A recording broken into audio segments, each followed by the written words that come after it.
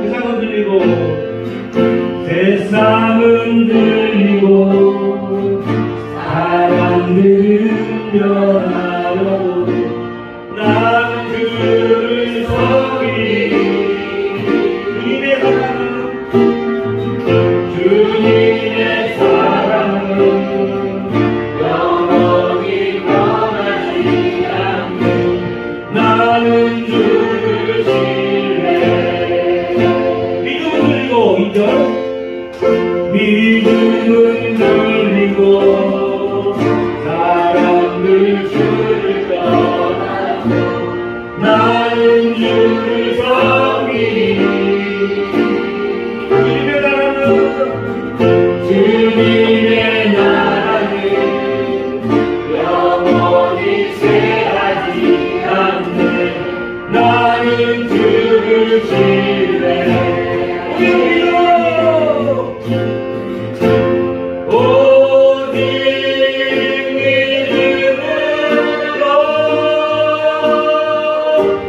믿음으로 내가 살리라 살아계신 하나님 감사를 드립니다. 오늘은 귀한 주일날 저희들 허락해 주시고 하나님 주의 말씀을 듣게 하시니 감사를 드립니다. 하나님 무엇보다도 시간이 흘러갈수록 하나님이 어떠한 분인지를 알 수 있게 도와주시옵소서. 저희들의 삶 가운데 하나님의 일하심을 경험하며 찬양하며 살아가는 인생이 될 수 있도록 도와주시고 붙들어 주시옵소서. 예수 그리스도 이름으로 기도드립니다. 무지하게 덥습니다. 네. 건강 조심하시고요. 항상 안전한 모습으로 계속해서 만나 뵙기를 소망합니다. 네, 가끔 이제 실내 인테리어를 하시는 집사님 한 분이 계십니다. 그래서 그분이랑 같이 일하러 가면서 일하는 것보다 그분을 만나면 집문세례를 받습니다. 가끔 가다가 보통 아침 새벽 저는 이제 아르바이트를 써주셔가지고 오전 6시부터 오후 2시까지 굉장히 많은 시간 일하잖아요. 근데 일하는 시간이 별로 없습니다. 그냥 뭐 좀 일하려고 부르셔가지고 앉혀놓고 커피 한잔 사주시고 따다다다 얘기를 하세요. 근데 그 얘기하시는 게 어떤 거냐면 본인이 질문을 계속 던지시는 거예요. 신앙생활 하면서 이렇게 안 풀리는 것들, 궁금한 것들, 불합리해 보이는 것들을 계속 저한테 까발총으로 이야기를 하세요. 그러니까 이게 생각을 해보시면 한 3시간을 듣거든요. 3시간 들으면 제가 그 대답할 수 있을까요? 머리가 멍해질까요?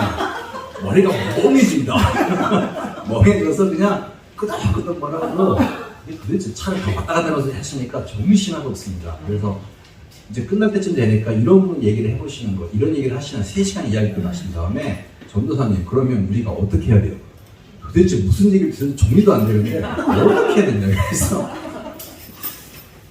묵묵부답으로 가만히 있었거든요. 똑같은 이야기를 탈 때마다 한다고 하시면 어떤 얘기가 될까요? 감사는 한데 알바 나가면 알바비를 주시잖아요. 일하는 거에 비해서는 많이 주시고 너무 감사한데 그 오며 가며 이게 듣는 게 너무너무 괴로운 거예요. 그래서 이제 또 신앙적인 이야기, 자신 어떤 경험했던 이야기 해주시니까 간접 경험도 하게 되어지고 감사하면서도 그 물어보신 질문 있잖아요. 어떻게 해야 돼요? 그래서 꼼꼼히 생각하다가 대답을 더 이상 안 해서 이렇게 대답했습니다. 집사님, 그러면 집사님께서 교역자에게 원하시는 모습은 어떤 거세요? 라고 여쭤봤어요. 집사님이 교육자들에게 원하시는 모습이 혹시 어떤 걸까요? 그랬더니 가만히 생각하시다가 톡 던지시더라고요. 맞습니다, 집사님. 교육자니까 당연히 그렇게 살아야 되는 게 맞습니다. 기도도 해야 되고요. 말씀도 잘 전해야 되고 매 순간순간 정말로 교회를 위해서 헌신해야 되는 게 교육자의 모습이라고 한다면 저는 그 모습도 이렇게 성숙한 믿음으로 걸어가는 많은 신앙인들도 똑같이 해야 된다고 생각이 드는데 답변이 됐을지는 잘 모르겠습니다. 답변이 잘 안 되죠. 분명히 원하시는 게 있잖아요. 교육자를 향하여서 교육자는 이렇게 우리가 좀 다른 모습으로 살아주기를 원하시잖아요. 그렇죠. 그렇죠. 그게 사실은 믿음의 길을 걸어가고 있는 교육자들에게 바라고 있는 모습이기도 합니다. 우리 성도님뿐만 아니라 밖에 있는 사람도 똑같아요. 니자는 사람들도 교회 다니면서 똑같이 요청을 합니다. 그러니 저희들한테 어떤 곳을 살아가야 하는지 이게 사실 고민이 되는 거잖아요. 근데 저희는 항상 목사님을 통해서 이야기를 듣습니다. 그리고 그렇게 살아가도록 훈련이 되어져야 되잖아요. 그 집사님은 던진 말이 있습니다. 그러면 어떻게 도와줄 수 있냐는 거예요, 저한테. 전도사님은 학생들을 가르치고 있는데 그럼 학생들이 믿음의 길을 걸어갈 수 있도록 어떻게 구체적으로 가르칠 겁니까? 라고 물어보시더라고요. 그래서 그쵸 그랬습니다. 저는 없네요. 그래서 그 질문이 너무 감사하면서도 또 한편으로는 몇 가지 나오는 말을 못했습니다. 그게 어떤 거냐면 집사님 그러면 제가 집사님의 자녀를 이렇게 가르치고 싶은데 아예 보내시겠습니까? 정말 보내시겠습니까? 믿음대로 살아보겠다고 훈련받고 싶다고 한다면 정말 학원에 보내서 매일 저한테 보내주실 수 있습니까? 아무것도 이해할 수 있는 게 없더라고요. 전도사업을 이렇게 했거든요. 근데 많은 이제 고등학생들을 가르치다 보면 부모님들이 오시는 경우가 있습니다. 제가 한때 과외를 했던 게 있고 학원에서 강사를 했던 기억이 있어서 그걸 아시는 분들이 조용히 와서 물어보십니다. 전도사님 우리 애 수학 좀 가르쳐 주세요. 이제 그 말 들으면 마음이 씁쓸했습니다. 단 한 분도 지금까지 이렇게 생활하면서 전도사로 25년 이상을 사역하면서 단 한 번도 나의 자녀에게 성경 좀 가르쳐 주사는 부모는 한 명도 만나본 적이 없습니다. 그런데 내 자녀 수학 좀 가르쳐 주세요. 내 자녀 공부하는 법 좀 가르쳐 주세요. 이런 분들은 너무 많이 만났습니다. 그런데 과연 이 사람들에게 하나님의 말씀을 붙들고 씨름하며 살아가자고 어떻게 주의 길을 걸어갈 수 있는지 어떻게 주님 뜻대로 살아갈 수 있는지를 함께 고민하면서 씨름하며 달려갈 수 있도록 가르쳐달라면 가르쳐줄 테니 보내시겠습니까? 그 질문입니다. 여기 계신 성도님들도 다 아세요. 주의 뜻대로 살아야 합니다 모르시는 분은 아무도 없을 겁니다. 말씀대로 살아야 합니다를 모르시는 분은 아무도 없습니다. 그런데 그 말씀대로 살아가려고 몸부림치는 것들을 어떻게 하면 그 길을 걸어갈 수 있는지 함께 그 길을 고민하며 걸어가 주세요라고 요청하시는 분들이 이런 말 하면 참 괴롭긴 한데 많았으면 좋겠습니다. 저를 좀 괴롭혀 주시고 우리 목사님을 괴롭혀 주시면 좋겠습니다. 정말 이 길 가고 싶은데 오늘도 목사님이 간절하고 외치시잖아요. 외치시잖아요. 그 길 가자고 천국 백성 되자고 가자고 하는데 정말 그 길에 동참하면서 갈 수 있을 만큼 내 역사를 끄집어주고 가주세요라고 기꺼이 내 몸을 던지실 수 있는 분들이 많아졌으면 좋겠습니다. 그랬으면 좋겠습니다. 그래서 전에도 한번 넌지 얘기했잖아요. 교육자가 이제 가끔 그런 생각을 합니다. 그 집사님 얘기 또 한 번 할게요. 그 집사님이 저한테 교육자분들은 세상 물정을 너무 모릅니다. 다들 밖에 나와서 한 달씩 나랑 같이 일을 하고 난 다음에 이 세상이 얼마나 쓸고 힘든지를 겪어보고 그리고 나서 설교했으면 좋겠습니다라고 얘기를 저한테 가감없이 하셔서 제가 뭐라 대답했을게요? 맞습니다 했어요. 진짜 아무것도 모릅니다 집사님. 맞습니다. 교육자가 뭘 알겠어요. 밖에 나가서 정말 성도님들이 그렇게 피땀을 일하시는 건 모릅니다. 진짜 모릅니다. 경험을 해본 적이 없습니다. 정말 모릅니다. 근데 어떻게 해서든 천국 백성을 살아가자고 몸부림치면서 말씀을 전하고 있습니다. 근데 만나보고 싶은 건 진짜 설교 말씀을 듣고 세상에 뛰어들어서 열심히 살았는데 안 됩니다라고 이 자리에 와가지고 울며 불며 따지듯이 오시는 분들이 많았으면 좋겠습니다. 그래서 교회에 있는 교육자들이 할 수 있는 거는 밖에 나가 같이 일하면서 공감하면서 성도의 마음을 위로하는 것이 아니라 진리의 말씀대로 살아가야 달라고. 근데 세상에 부딪혀 보니까 너무 힘들고 괴롭다. 근데 어떻게 해야 되냐. 그래도 이게 걸어갈 수 있도록 나 좀 도와주고 나를 기도해 달라고 하는 거. 그래서 우리들은 그거밖에 할 게 없습니다. 성도님들 그 삶 붙들고 하나님 앞에 매달 간구하는 그게 저희들이 할 일입니다. 그런데 저희들 괴롭혀 주십시오. 기도 제목 달라고 했을 때 그냥 내 자녀 장로고 이거 말고요. 정말 현실 속에서 치열하게 사는데 말씀대로 살고 싶어서 치열하게 사는데 안 되더랍니다. 안 됩니다. 목사님은 전도사님은 경험했을지 모르겠지만 나는 경험을 못했습니다. 진짜 그 말이 맞습니까? 하나님이 살아계시다고 이야기하는데 살아계신 하나님이라고 그러면 목사님, 전도사님과 만났던 그 하나님을 내 삶 속에서 만나게 도록 좀 보여주십시오라고 와가지고 멱살 잡고 정말 입을 두들기면서 이렇게 좀 그래야 저희들도 성도님들의 삶이 얼마나 힘든지를 알고 그 삶 속에서 말씀 붙들고 씨름하겠다고 몸부림치는 성도님들을 기억하며 밤낮으로 기도하며 눈물을 흘립니다. 저희들은 그거 하라고 부르심을 받은 사람들입니다. 그러니까 집사님 이렇게 좀 저희들을 바라볼 때 안타깝고 좀 이렇게 거리감도 느껴지고 세상을 좀 모른다고 얘기하시고 답답하다고 얘기가 맞습니다만 그러나 저희들이 보고 싶으면 그러고 저희들이 그렇게 부름받은 사람들입니다. 그러니 교회 공동체 안에서 저희들은 성도님들을 위해서 열심히 돕겠습니다. 그러니 저희들 쉬지 말고 기도의 불을 꺼트리지 않고 이 자리에 성도님을 기도하게 도와주십시오. 기도 안 하는 거 아닙니다. 기도합니다. 부리부실 기도합니다. 그러나 실제로 삶 속에서 몸부림치는 그 모습을 보면 그분을 위해서 눈물로 기도 안 할 교육자분들은 아무도 없습니다. 그러니 한번 믿어주시고 그러니 한번 같이 삶을 나눠주시고 어렵더라도 그렇게 좀 해주시면 감사하겠습니다 라고 이야기를 드렸습니다. 그 다음에 또 만났을까요? 안 만났을까요? 이게 거의 마지막 때 한 이야기라 이제는 연락을 안 해주세요. 저희 교회를 떠나오기도 했고 그렇게 하니까 이제 그렇게 살아가서 또 이제 어느 순간 답답하시면 또 전화가 올 때가 있습니다. 그리고 또 이제 열심히 또 이제 해야 됩니다. 서론이 이랬습니다. 부탁드리고 교육자들이 할 수 있는 건 성도에 기도하는 것밖에 없어요. 저희들 기도 쉬게 하지 마십시오. 저희 전화 오는 목사님 기도 쉬게 하시면 큰일 납니다. 저희 기도하지 들으셔서 하시고 보셔서 하시잖아요. 저희 목사님 항상 기도하시는 거 아시잖아요. 예. 그런데 이렇게 보시면서 간절하고 애절할 때도 기도 많이 해주실 겁니다. 그런데 치열한 삶을 살아가고 있는 그 모습을 바라보면 저희들이 저도 그렇고요. 그렇게 했으면 좋겠습니다. 네, 성경 말씀 안에서도 치열하게 삶을 살아가는 사람들이 참 많습니다. 하나님은 끝까지 우리들을 찾아오십니다. 네, 그게 지금까지 바라봤던 그 성경 전체 역사이기도 합니다. 끊임없이 찾아옵니다. 근데 인간들은 끊임없이 도망갑니다. 끊임없이 하나님 없이 살아보겠다고 몸부림치는 게 사람들의 모습입니다. 그럼에도 불구하고 하나님은 외면하지 않으시고 끝까지 따라가시는 분이십니다. 저희들이 지난주에 솔로몬의 이야기를 했습니다. 솔로몬의 이야기는 마지막은 그렇습니다. 헛되고 헛되니 천년의 때 여호와를 기억하라. 이 이야기는 그의 아들이었던 르호보암이 기억해야겠습니다. 오늘 드렸던 페이퍼에 보시면 아래쪽에 그 왕들의 이름을 짤막하게 이 정도만 기억해 주세요.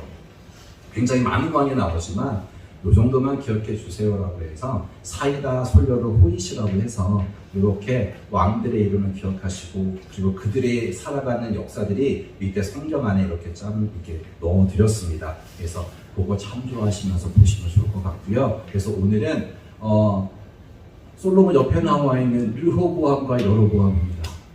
예, 그 친구들에 대한 이야기인데 르호보암이 솔로몬의 아들이고 여로보암은 솔로몬의 라이벌과 같은 사람이었습니다.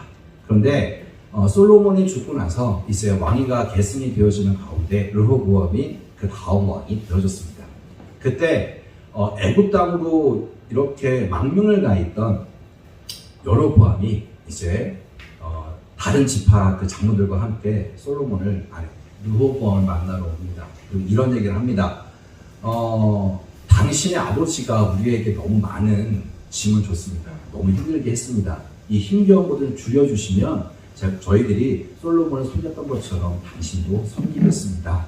라고 이야기를 던집니다. 근데 르호보암이 그 얘기를 가만히 듣고 난 다음에 그 자리에서 결정을 내리지 않습니다. 왕으로서 신중한 모습을 보여줍니다. 일단 돌아가 한번 회의를 해볼게.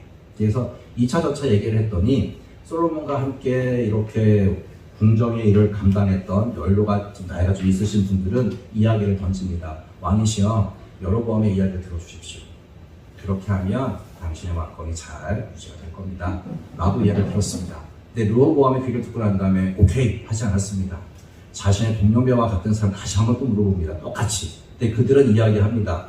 왕이시여 왕의 초창기에 본때를 보여주셔야 합니다. 그러니 더 심하게 얘네들을 하셔야 됩니다. 근데 르호보암의 입장에서는 어느 말이 더 달콤하게 들리냐면 후자의 말이었습니다. 그래서 그들이 다시 올 때 이야기합니다. 우리 아버지가 혹시 채찍으로 너희를 때렸냐? 나는 정갈 채찍으로 때리겠다. 이건 죽이겠다고 하는 이야기입니다. 아버지한테 대들었다고 하면 그냥 아버지는 이렇게 좀 벌만 주는 정도였다면 나는 죽여버릴 거야 라고 할 만큼 굉장히 강압적으로 이야기를 던집니다. 그 이야기를 듣고 나서 이제 많이 찢어졌습니다. 찢어지는 과정 속에 남북으로 분열되어져서 200년의 시간이 지속이 되었습니다. 200년이 지속이 되어지는데 오늘은 북이스라엘 이야기만 해드리겠습니다. 북이스라엘과 남유다는 사이가 어땠을까요? 좋았을까요? 나빴을까요?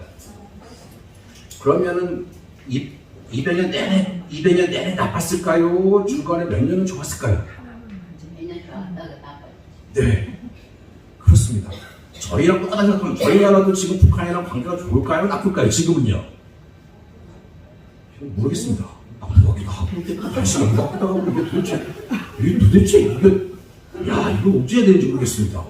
아시잖아요. 저기 미군 이렇게 훈련하고 있는데 그걸 올인해가지고 국방부 말이 안 되는 게 도대체 뭐지? 이거 보면서 정신이 이게 이거 어떻게 하면 좋을까? 그렇게 고민이 되어지는 시점이긴 합니다만 우리나라도 북한과 굉장히 냉전인 상태도 있었고 굉장히 화해 무드를 탔던 적도 있었고 다시금 냉전을 갈 때도 그럴 때도 있습니다. 왔다리 합니다. 근데 남북이 똑같습니다. 처음에 여로보암과 르호보암이 찢어졌습니다. 둘은 어떻게 할까요? 우리가 다윗의 정통을 이어받는다라고 해서 서로 간에 경쟁하고 있는 상황이 벌어지기 시작합니다. 그러니까 서로 티격태격 지역적으로 싸움박질 나고 국정선이 왔다리 하기도 하는 게 있습니다. 그 이후에는 둘이 굉장히 친해지는 적도 있습니다. 심지어 북이스라엘의 아합이라고 하는 왕이 딸이 한 명 있습니다. 혹시 그 딸의 이름이 혹시 어떻게 되는지 아실까요? 숙제입니다. 꼭 알아봐 주십시오. 딸내미가 하나 있습니다. 그 딸내미랑 남유다의 왕이랑 결혼까지 한 적도 있습니다. 그러니까 서로 간에 결혼을 했습니다. 그러니 서로 멀어질까요? 친해질까요? 굉장히 친합니다. 그 다음에 또 어떤 일이 벌어졌을까요? 예후라는 왕이 등장을 해서요. 오므리 왕조의 아합갑을 싹 쓸어버리십니다. 진멸합니다. 근데 남유다에 있던 공주가 그 모습을 보고 자기 집안의 모두가 다 죽었습니다. 어떻게 할까요? 우리만 죽을 수 없다. 남유다의 모든 왕들 다 죽여버린 거에 해서 쿠데타가 비슷하게 다 죽여버립니다. 그래서 본인이 왕이 되는 경우도 있었습니다. 물론 오래가지는 않았습니다. 그렇다면 왼수가 만났습니다. 그럼 어떤 일이 벌어질까요? 단절입니다. 그래서 남북이 분열되어진 과정 속에 경쟁관계도 있었고 화합의 무드도 있었고 단절되는 분위기도 있다는 것들을 기억해 주시면 좋을 것 같습니다. 그런 과정 속에 이게 북이스라엘이 있고 그 다음에 남유다는 그래도 하나님의 말씀대로 순종함을 따라왔던 멋있는 왕이 몇 명 있습니다. 근데 북이스라엘은 참 심지가 곧습니다. 200년 내내 다윗이 걸어갔던 하나님이 인정하는 길을 간 왕이 단 한 명도 없습니다. 그들을 평가할 때 이렇게 평가합니다. 북이스라엘 왕들은 모든 왕들이 전부 다 여로보암의 길로 갔다라고 이야기합니다. 여로보암이라는 사람은 대단한 왕입니다. 자신의 길을 만들었습니다. 한 번쯤은 그렇게 살아보고 싶은 마음이 들 정도로 멋있는 삶을 살았습니다. 하나님께서 명령하십니다. 여호와의 여로보암의 길이다. 그 여로보암의 길은 이런 겁니다. 쉽게 말하면 내 마음대로 가겠다라는 겁니다. 하나님께서 여로보암에게 이스라엘 지파를 10지파나 띄워줄 때는 조건이 있었습니다. 내가 찍는 거는 돌이키기 위함이고 너희들이 제사장 나라로 가기 위해서 이렇게 징계니까 잘 기억해야 돼. 그리고 여러분 네가 왕이 되었지만 지켜야 될 것들이 있다. 1년에 3차례 꼭 예루살렘으로 모든 사람들을 보게 한다. 이게 참 재밌는 겁니다. 예를 들자면 북한에 있는 모든 20살 이상의 남자들이 1년에 3차례씩 서울에 와야 됩니다. 그러면 위에 있는 북한의 그 대단한 인간이 보낼까요? 안 보낼까요? 한국에. 왜 안 보낼까요? 일단 오면 어떻게 할까요? 얘네들이 한국에 갔더니 안 봐야 될 걸 보고 와가지고 쿠데타를 일으키고 한국이 더 좋사오니 다 가겠다 도망치면 더 그런 마음 들 거잖아요. 똑같습니다. 여로보암이 그런 마음을 듣습니다. 하나님께서 복을 주셨습니다. 심지어 여로보암은 로또 맞은 거나 마찬가지입니다. 왕의 솔로몬의 지수 자손도 아니잖아요. 근데 왕국을 얻었잖아요. 그럼 로또 맞은 거잖아요. 근데 하나님 조건이 있었습니다. 너희도 법대로 살아야 되고 1년에 3차례 꼭 제사를 지내러 와야 돼. 근데 그 이야기를 여로보암이 무시해버립니다. 그리고 예루살렘에 가서 하나님께 제사를 드려야 되는데 여로보암이 백성들에게 선의를 베풉니다. 단과 베델에 제단을 만들어 놓고 여기서 예배 드리라고 합니다. 굳이 예루살렘에 가서 하고 제사 지내지 말고 너희들 시간 먹고 바쁜데 예배 초소 만들어 줄 테니 단과 베델에서 그냥 너희들 예배 드리면 돼 라고 합니다. 참 좋습니다. 저희도 이거 비슷한 거 경험해 본 적이 있습니다. 코로나 때 그랬습니다. 네, 코로나 때 비슷하게 있었습니다. 예배 초소가 무너져 버렸습니다. 심지어 지금 가난한 성도가 굉장히 많다는 거 다들 아실 겁니다. 잘못됐다, 잘못되지 않았다, 그거는 평가는 나중에 할 것 같습니다. 어쨌든 그렇게 인간의 편의대로 이렇게 절기를 지키도록 만들었습니다. 다음에 절기가 있습니다. 절기는 하나님께서 지켜야 된다라고 해준 중요한 날입니다. 이 절기를 북이스라엘 여로보암은 바꿔버렸습니다. 자기 마음대로 자기 입맛에 따라서 하나님께 지켜야 될 절기를 무시하고 자신의 왕이니까 자신의 왕의 입맛에 맞도록 자신의 이름을 높이기 위해서 절기를 만들어 지키려고 합니다. 즉 왕이 할 수 있는 걸 다 합니다. 하나님을 무시했습니다. 자기 뜻대로 갑니다. 그것이 여로보암이 만든 길이었습니다. 어떻게 보면 저희들이 볼 때 굉장히 합리적인 모습인 것 같습니다. 굉장히 잘한 것 같습니다. 하지만 하나님의 편에서 바라볼 때는 그런 하나님을 무시하는 행동이었습니다. 근데 북이스라엘의 모든 왕들은 여로보암 이후부터 전부 다 여로보암이 되어 갔습니다. 자기가 왕이 되어졌으니까 왕의 마음대로 하고 싶은 거 다 합니다. 근데 그 중에 한 가지가 어떤 거예요? 제사장 나라 중에 이웃에 대한 게 있습니다. 이웃을 아끼고 사랑해야 되는 부분이 있습니다. 근데 왕은 권력을 가지고 자기의 백성을 보살피지 않았습니다. 심지어 백성들은 겨울에는 춥고 여름에는 더워서 힘들어하고 있는데 이 사람들은 여름에도 살아가는 궁에 따로 있고 겨울에도 살아가는 궁에 따로 있을 정도로 떵떵거리며 살았습니다. 자기 편한 대로 살아갔습니다. 백성의 삶은 안중에도 없었습니다. 그냥 자기 마음대로 살아가는 게 북이스라엘의 길이었습니다. 그러니 하나님이 그 길을 바라보면서 마음이 어땠을까요? 찢어지게 아프셨을 겁니다. 그래서 선지자들을 보내십니다. 그래서 북이스라엘이 가장 강성한 때가 오므리 왕조가 등장했던 아합이라고 하는 사람입니다. 아합이라는 사람이 등장했을 때 너무너무 나라적으로는 부강했습니다. 대단한 나라였습니다. 왜냐하면 그 아합의 부인이 누군지 혹시 아시죠? 대단한 분입니다. 이세벨입니다. 그분은 정통으로 유대 사람일까요? 저쪽 지방에 있는 사람일까요? 그 당에 해상무역을 감당하고 있는 잘 사는 나라의 공주였습니다. 그러니 이게 좀 잘 사는 나라에 결혼한다는 얘기는 그만큼 북이스라엘 경제력도 만만치가 않게 잘 좋았다고 생각하시면 되겠습니다. 그런 나라였습니다. 부강합니다. 그런데 아합이라는 사람이 그렇게 열심히 살고 자기 뜻대로 살아가고 나라는 강성해졌지만 백성의 삶, 제사장 나라의 삶을 하는 거리가 먼 삶을 살아가고 있는 중에 있었습니다. 그때 하나님께서 엘리야를 보내십니다. 그리고 3년 가뭄이 들게 되었습니다. 레위기 26장을 잘 살펴보시면 꼭 잊지 말아달라고 부탁드렸던 게 레위기 26장이었습니다. 말씀에 순종하지 않은 첫째가 흉년이었습니다. 3년이라는 시간 동안 가뭄이 왔다고 하면 한 번쯤은 고민했어야 됩니다. 얘네들이요. 근데 고민하지 않습니다. 근데 엘리야가 나타나서 아합에게 이야기를 합니다. 근데 아합이라는 사람이 엘리야를 보고 던진 말이 있습니다.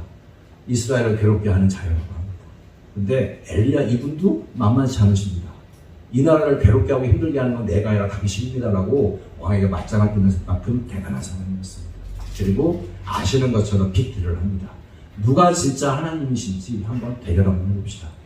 가뭄이 3년 가뭄입니다. 그러면 어떤 기도 제목이 더 어울릴 것 같습니까? 하늘에서 비가 내리는 게 진짜 신이다. 이게 함지인 것 같잖아요. 그렇죠? 근데 엘리야와 바알과 아세라를 섬기는 그 제사장들과 맞짱 떴을 때 어떤 걸로 딜하셨는지 아시나요? 하늘에서 비가 오게끔 했을까요? 하늘에 불이 떨어지게 하는 걸 했을까요? 불입니다. 그냥 하늘에서 비가 떨어지면 신이다라고 하면 너무 좋았을 것 같습니다. 근데 하늘에 불이 떨어지는 게 진짜 하나님이다라고 가뭄의 시기에 당당하게 외칩니다. 근데 기상이변으로 일어날 수 있는 일을 완전 차단합니다. 누가요? 엘리야가. 그게 하나님을 바라보고 있는 사람이었습니다. 분명하게 하나님이 하나님이신 것들을 보여주셨다고 착각합니다. 그리고 아시는 것처럼 그 자리에서 일이 벌어집니다.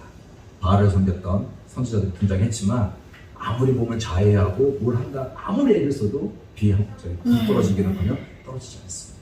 그때 엘리야가 와서 한 행동이 있습니다. 마른 장작 위에다가 뭘 했을까요? 물 좀 부어. 물 부어. 혹시 캠프장 가가지고 장작 위에다가 불 피웠을 때 마른 장작이 잘 타나요? 물 묻은 게 잘 타나요? 물 묻으면요 연기만 나잖아요. 근데 아합이요, 엘리야는요 그들을 조롱합니다. 너희가 믿는 신, 너희가 따르는 그것이 얼마나 헛된 것인지요 분명하게 보여줍니다. 그리고 하나님께 기도합니다. 그리고 불이 떨어집니다. 그 모습을 보고 대단합니다. 사람들이 행복합니다. 아마 우리 아합도 조금 정신을 차렸던 것 같고 엘리야는 승리에 겨워서 이제는 하나님을 바로 믿겠지라고 하는 기대감에 부풀어서 나오다가 청천벽력과 같은 이야기를 듣습니다. 그게 어떤 거냐면 이 사실을 들었던 이세벨이 쫄지 않습니다. 이세벨이 뭐라고 얘기하는지 혹시 기억하시나요? 엘리야에게 이렇게 전하라고 합니다. 엘리야 네가 지금 얘는 다 죽였잖아. 내일 아침에는 네가 이렇게 될 거야 라고 얘기했습니다. 얼마나 그 말이 무서웠는지 하나님의 놀라운 기적을 바라봤던 엘리야가 그 자리에 도망가게 됩니다.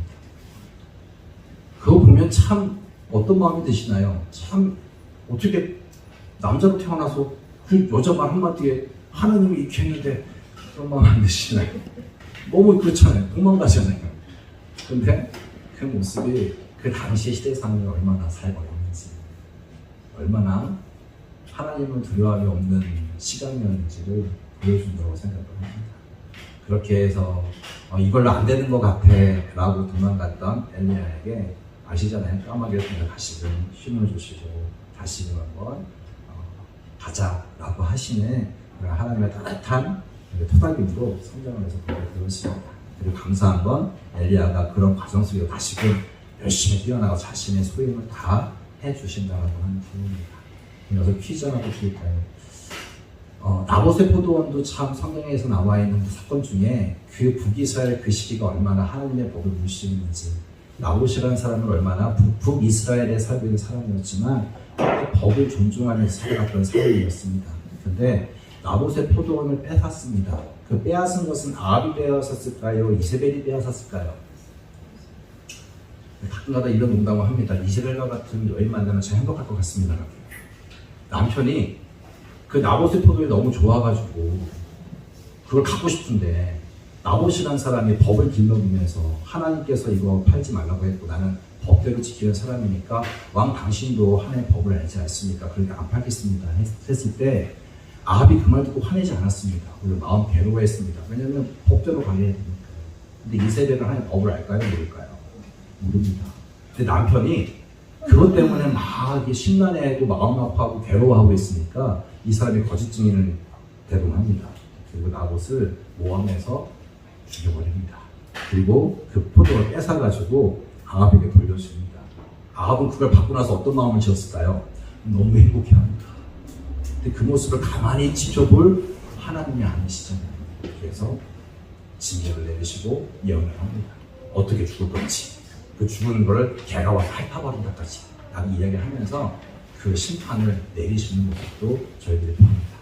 근데 그런 모습을 보면서 아합이라는 사람이 저는 성경에서 이 구절을 읽을 때마다 처음에는 되게 오해를 많이 했습니다. 심지어 이 말 볼 때마다 하나님께 따진 적도 있습니다. 하나님 이건 너무합니다. 싫습니다. 마음에 안 듭니다. 라고 노골적으로 하나님 앞에 대들었던 구절이 있습니다. 그게 열왕기상에 나와 있는데요. 열왕기상 21장에 보시면 이런 말씀이 있습니다. 나봇의 포도원 이후에 아합이 돌이켰습니다. 그런데 거기에 마지막 절이거든요. 열왕기상 21장 20절에 이런 말씀이 있습니다. 하나님 말씀하시는 겁니다. 아합이 내 앞에서 겸비함을 내가 보느냐? 저가 내 앞에서 겸비함을 인하여 내가 재앙을 저의 시대에 내리지 아니하고 그 아들의 시대에야 그 집에 재앙을 내리리라 하셨구나. 아합이 한 번 회개했는데 그 모습을 바라보는 하나님께서 엘리야를 향하여 어린아이처럼 행복해 하시는 모습을 봅니다. 봤니? 제 악인인데 근데 제가 내 앞에서 겸비하게 무릎 꿇는 거 봤냐? 나 이제 너무 보죠. 그리고 내가 재앙을 얘한테 내리는 재앙을 내리지 않을 거야. 네 아들 때문에 라고 하시는 그 하나님의 모습을 보면서 한편으로 마음이 속상했습니다. 하나님, 이 인간 어떻게 하는지 하나님 아시잖아요. 그럼 하나님 왜 그냥 벌 주셔도 괜찮은데 왜 하나님 얘를 이렇게 용서하시겠다고 말씀을 이렇게 어린아이처럼 기뻐하시면서 이야기를 하십니까? 너무 싫습니다 라고 이야기를 던진 적이 많습니다. 근데 이게 하나님의 본심이었습니다. 하나님의 본심은 악인이라도 멸망하지 않는 게 하나님의 본심이었습니다. 그게 이렇게 툭 던져져 있는 이야기입니다. 그게 아합에 얽혀져 있는 하나님의 모습이었습니다. 엘리야가 그렇게 했음에도 불구하고 하나님이 이렇게 선하게 보여주셨음에도 이렇게 선하게 대해주셨음에도 불구하고요, 북이스라엘의 왕들은 돌이키지 않습니다. 하나님의 역사를 아무것도 아닙니다. 모르는 것도 아닙니다. 그냥 완전 무시하고 살아갑니다. 그게 북이스라엘 삶이었습니다. 그러니 그 시대가 얼마나 아팠는지 보게 되었습니다. 엘리야 다음으로 나오는 선지자가 엘리사 선지자였습니다. 혹시 엘리사 선지자가 엘리야에게 혹시 요청했던 걸 아시나요? 엘리야가 엘리사 네가 원하는 나 이제 올라가거든? 근데 원하는 게 뭐가 있어라고 했을 때 엘리사가 엘리야에게 요청했던 게 혹시 뭔지 기억하실까요? 이렇게 얘기합니다. 엘리야여, 나에게 당신에게 있는 그 영적인 능력의 2배를 알려해 주십시오. 갑절의 영광을. 어떻게 생각하세요? 욕심일까요? 아닐까요? 욕심일까요? 제가 아까 시대상을 말씀드렸잖아요. 악한 생각입니다. 자기 스승이 그렇게 능력을 행했음에도 불구하고 북이스라엘 왕이 돌이킬 기미가 전혀 보이지 않습니다. 근데 자기 스승의 능력만큼이 있어도 감당하지 못할 이 시대 상황 속에 자기의 스승은 하늘로 올라가십니다. 엘리사에게 갑절의 영광 달라고 하는 것은 욕심으로 하고 그걸 달라는 것이 아니라 이 시대를 감당하시고 이 시대 상황 속에서 하나님의 뜻을 바르게 전할 수 있도록 그렇게 나에게 그 정도의 능력이 나에게 임하지 않으면 감당할 수 없습니다 라고 하는 애타는 부르짖음이라고 보시면 좋을 것 같습니다. 그리고 엘리사의 얘기를 보면 많은 기적들이 나옵니다. 어떤 기적이 나오냐면 이게 도끼질 하다가 도끼가 날아가 버렸습니다. 물에 빠졌습니다. 그런데 그거를 기도합니다. 어찌할 줄 모르고 기도했더니 저희들이 흔히 알고 있는 것처럼 우리 도끼가 불 떠오릅니다. 대단합니다. 저희는 이거 보고 아멘합니다. 하나님의 능력은 놀랍습니다. 그러시거든요. 그 다음에 이게 죽을 먹을 게 없어가지고 풀죽을 쑤었습니다. 근데 그게 독초였습니다. 어떻게 할까요? 기도합니다. 얘기합니다. 그거 보고 저희는 또 뭐라고 할까요? 아멘 그럽니다. 그리고 선지자 생도를 보냈더니 먹을 게 없어가지고 이제 죽어야지 하는 사람에게 병 준비해 기름 있게 막 하는 거 보고 하나님 놀라운 기적입니다 라고 이야기를 하잖아요. 죄송합니다. 그 시대 상황을 들어가겠습니다. 바알과 아세라 섬기는 거짓 우상을 섬기는 애들은 배 터지게 얼굴 기름이 적절 올라가면 똥똥거리면서 살고 있습니다. 그런데 그 당시 하나님의 말씀을 전하겠다고 뜻대로 살아보겠다고 이스라엘 백성들한테 돌이키겠다라고 하나님의 법 붙들고 씨름하는 사람들은 먹을 게 없습니다. 먹을 게 없습니다. 계속 풀 써 먹습니다. 그게 그 당시에 우상을 숭배하면 거기에 일하고의 제사장과 하나님의 법대로 살아보겠다고 하는 사람들 사이에 이렇게 어마어마한 차이가 나는 것을 보는 거죠. 하나님의 기적이 아니고서는 이들이 살아갈 수 있는 방법이 없는 상황입니다. 그런 시대 상황을 보시면 그거 보고 우리 하나님은 놀라운 분이십니다. 이건 아닙니다. 그 시대 상황을 본다면 이렇게까지 힘들어지는 상황 속에 하나님의 말씀을 두고 실현하겠다고 하는 사람, 그 사람에게 필요한 건 오직 하나님의 기적밖에 없고 그 다음에 기적을 바라보면서 강구하는 그 사람들의 삶을 하나님께서 외면하지 않으시고 그들의 삶을 채워주시고 함께 가자고 하신다라고 하는 그 하나님의 슬픈 마음도 함께 보셨으면 좋겠습니다. 그래서 그분들이 지켜냈습니다. 그래서 어쨌든 엘리사가 또 이제 어쨌든 그 갑절의 영광을 구해서 그 하나님의 뜻대로 살아감으로 말미암아 오므리 왕조, 즉 아합이 있었던 그 오므리 왕조를 끝장내고 예후 왕을 세우게 되었습니다. 그래서 예후가 등장해서 1차 개혁을 시작합니다. 개혁을 했지만 그 개혁도 하나님이 보시기에 흡족한 개혁이 아니었습니다. 너무 좀 아쉬웠습니다. 2%가 안타까운 개혁이었습니다. 그리고 그 역시 여로보암의 길로 따라가게 되었습니다. 그리고 예후 왕조에 있었던 왕 중에 가장 권력을 차지하고 열심히 살았던 분이 바로 여로보암 2세였습니다. 여로보암 2세에게 가장 멋지게 살고 있는 그 시기에 또다시 하나님께서 선지자들을 보내십니다. 왜냐하면 돌이켜야 되니까. 이제 하나님의 심판의 때가 가까워지고 있습니다. 그래서 돌이켜라라고 하는 하나님의 마지막 그런 안타까운 이야기를 갖고 등장하신 분이 호세아와 아모스 선지자였습니다. 아모스 선지자 이렇게 이야기합니다. 제발 공의롭게 좀 하자. 더 이상 불의를 저지르지 말고 공의롭게 가자라고 이야기를 하죠. 근데 좀 안타깝지만 그런 공의를 지금 저희들 시대에 보시려고 하면 지금 시대 비슷한 것 같습니다. 아무리 공의를 외쳐도 공의가 무시당하는 시대. 그 시대가 북이스라엘의 여로보암 2세의 시대였습니다. 돌이키지 않습니다. 또 한 사람 호세아가 등장을 합니다. 호세아가 했던 말 멋있는 말이 있습니다. 그들에게 제발 여호와께 돌아가자. 제발 여호와께 돌아가자라고 간절하게 외칩니다. 그런데 북이스라엘 백성들이나 왕들이 그에게 귀담아 듣지 않습니다. 그래서 결국은 끝장나게끔 되었습니다. 그들을 끝장내는 제국은 아수르라고 하는 제국이 등장하게 되었습니다. 이쯤에 남유다의 이제 왕에게 말씀을 전했던 선지자가 이사야와 미가 선지자였습니다. 이들이 했던 이야기는 다음 주에 하고요. 한 사람의 이야기를 더 드리고자 합니다. 모세 오경의 분위기 속에서 마지막을 장식하는 게 룻기였습니다. 사사시대, 즉 하나님이 없다라고 하는 자기 속에 옳은 대로 살아갔던 그 시기에 베들레헴이라고 하는 작은 동네에서 법대로 살아갔던 멋있는 사람 보아스에게 담겼던 게 룻기였습니다. 그런데 왕정 500년 북이스라엘 멸망할 즈음에 하나님의 마음을 보여주시는 성경이 또 짧게 한번 들어가 있습니다. 에피소드처럼 저희들이 알고 있는 요나서입니다. 요나하면 어떤 생각이 가장 먼저 떠오르시나요? 물고기, 큰 물고기라고 이야기합니다. 또 어떤 얘기가 드시나요? 고래. 네, 주력에서 고래라고 하는데 고래라고 얘기 안 하시나요? 물고기 하고 좋을 것 같습니다. 불순종. 네. 대머리. 감사합니다. 저희가 불순종한 요나라고 이야기를 합니다.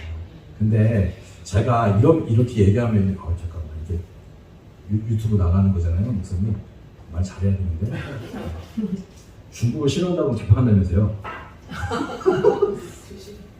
어떡하지? 왜요? 근데 싫어한다. 나도 엄청 싫어요. 근데 중요한 게 뭐냐면 만약에 중국 땅이 하나님께 돌아와야 된다. 중국에 있는 많은 백성들을 살려야 된다라고 하면 저에게 그런 사명이 오면 저는 중국으로 갈까요? 안 갈까요? 안 갈 것 같아요. 왜요? 느낌이 와요.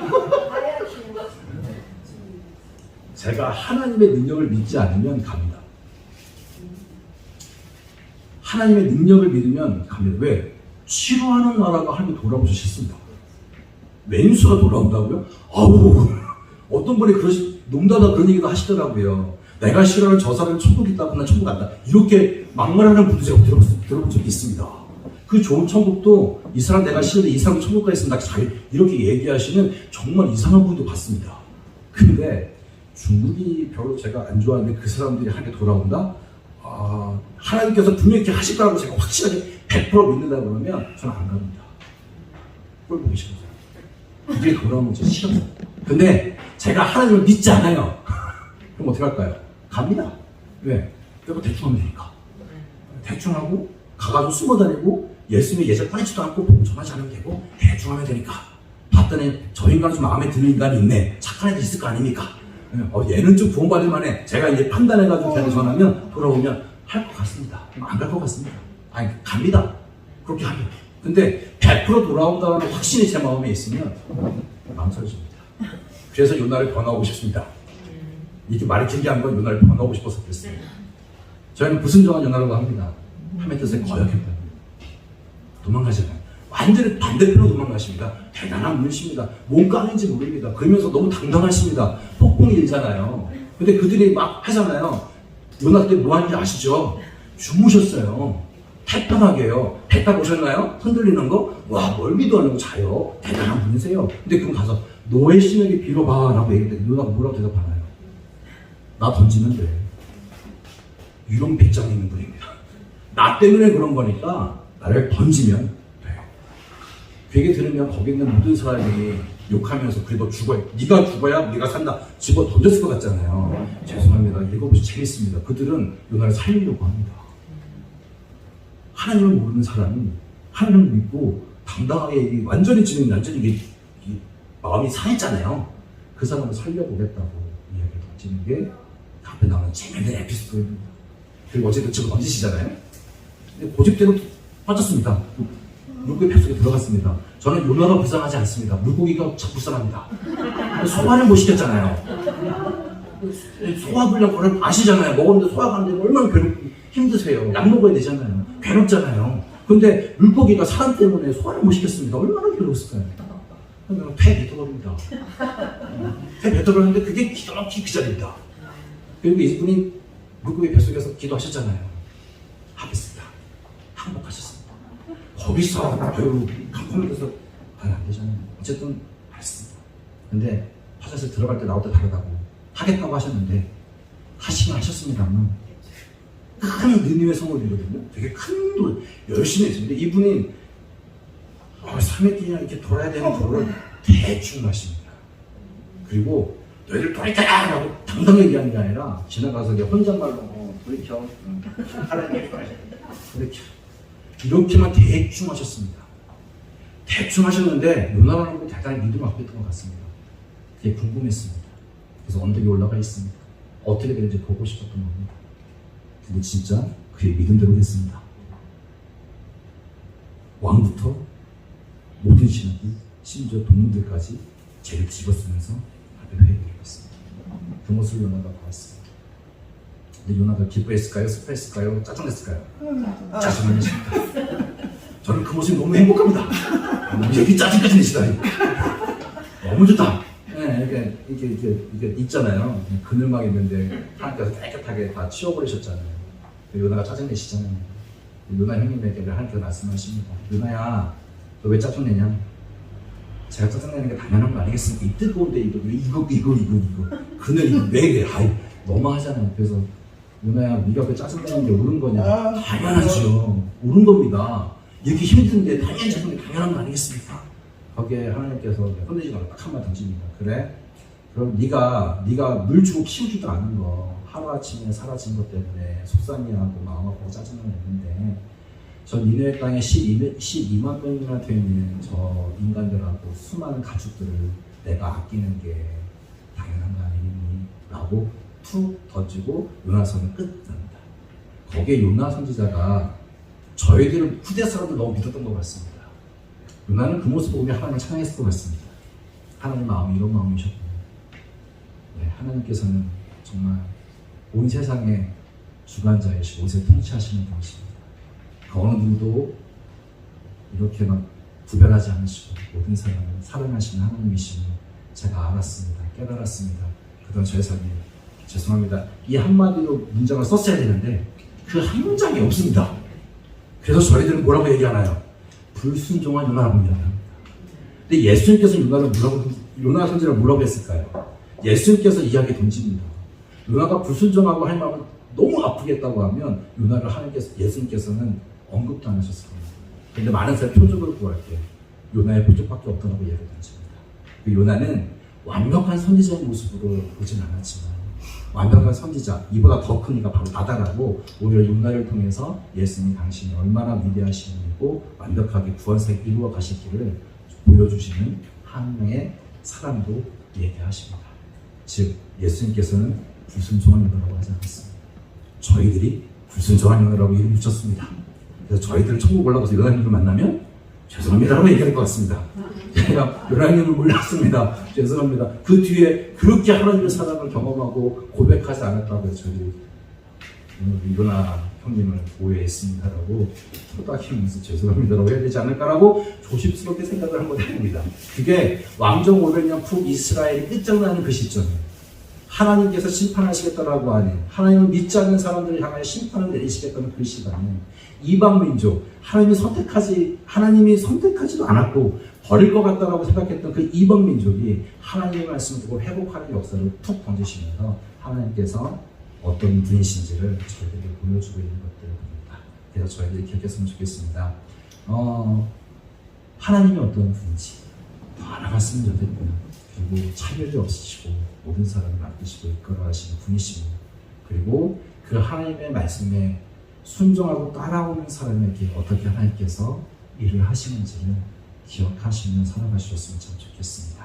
그래서 다음 한 주간 치열하게 삶을 살아가실 텐데 그 치열한 삶 가운데서도 하나님의 사랑과 인자하심을 경험하시는 귀한 시간이 되시기를 응원하면서 기도하겠습니다.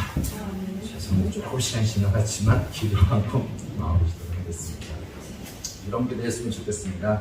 하나님의 사랑을 간직하고 살아갈 수 있도록 도와주십시오.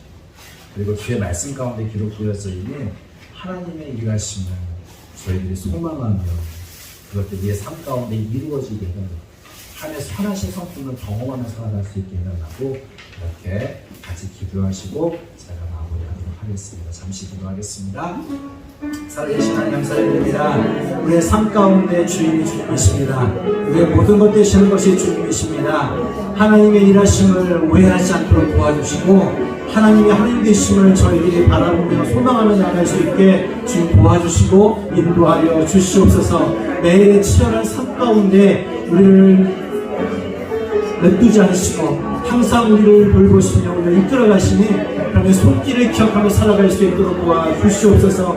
하나님의 음성을 외면하는 삶이 아니라 하나님의 삶을, 하나님의 그 말씀을 하나님만 소중히 여기며 하나님 간절히 사모하며 그 말씀에 아버지 하나님 기꺼이 반응하며 나아갈 수 있는 저희들의 삶이 되길 수 있도록 도와주시옵소서. 합리적인 판단을 하고 살아가는 것이 아니라 아버지 말씀에 순종하며 따라갈 수 있는 저희들의 삶이 될 수 있도록 도와주시고 인도하여 주시기를 원합니다. 아버지 하나님 우리의 마음이 하나님 옆에 온전히 서 있기를 원합니다. 우리의 마음이 주의 그 말씀으로 채워지기를 원하고 하나님에 대한 갈망으로 채워져 있기를 원합니다. 그래서 하나님 잠시라도 다른 곳에 저희들이 하나님을 홀리는 것이 아니라 오직 하나님 한 분의 하나님 이러심을 기대하며 나갈 수 있는 저희의 삶이 되어질 수 있도록 도와주시고 붙들어 주시옵소서. 하나님 말씀을 외면하는 사람이 아니라 주의 말씀을 하나님 흘려버리는 사람들이 아니라 아버지 말씀을 깊이 묵상하며 그 말씀 붙들며 아버지 앞에 붙여 나갈 수 있는 저희 모두가 되어질 수 있도록 주여 도와주시고 인도해 주시옵소서.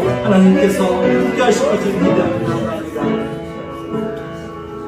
살아계신 하나님 감사를 드립니다. 하나님 저희들의 주의 말씀을 한 장 한 장 읽어가며 주의 말씀을 저희 마음판에 새기며 그 가운데 기록되어져 있는 아버지 하나님의 마음을 알아갈 수 있게 도와주시옵소서. 그리고 그 아버지 하나님의 마음을 간직하고 몸부림치며 세상 가운데 삶으로 살아냈던 믿음의 많은 선진들의 모습을 보게 되었습니다. 그분들의 삶을 하나님 저희들이 기억할 수 있도록 도와주시고 어떠한 상황이 눈앞에 다가온다 할지라도 하나님 묵묵하게 주의 약속을 기대하며 믿으며 한 걸음 한 걸음 나아갈 수 있게 도와주시옵소서. 아버지 앞에 매일매일 성숙한 믿음으로 주 앞에 드려지는 저희들의 삶이 되어질 수 있도록 도와주시고 다음 한 주간 우리 성도님들의 삶을 주님 붙들어 주셔서 우리 삶 가운데 하나님의 일하심을 찬양할 수 있는 시간들로 채워 주시옵소서. 감사를 드립니다. 예수 그리스도의 이름으로 기도드립니다. 주기도문으로 마치도록 하겠습니다. 하늘에 계신 우리 아버지여 이름이 거룩히 여김을 받으시오며 나라의 임하옵시며 뜻이 하늘에서 이룬 것 같이 땅에서도 이루어지이다. 오늘날 우리에게 일용할 양식을 주옵시고 우리가 우리에게 죄 지은 자를 사하여 준 것 같이 우리 죄를 사하여 주옵시고 우리를 시험에 들게 하지 마옵시고 다만 악에서 구하옵소서. 나라와 권세와 영광이 아버지께 영원히 있사옵나이다. 아멘.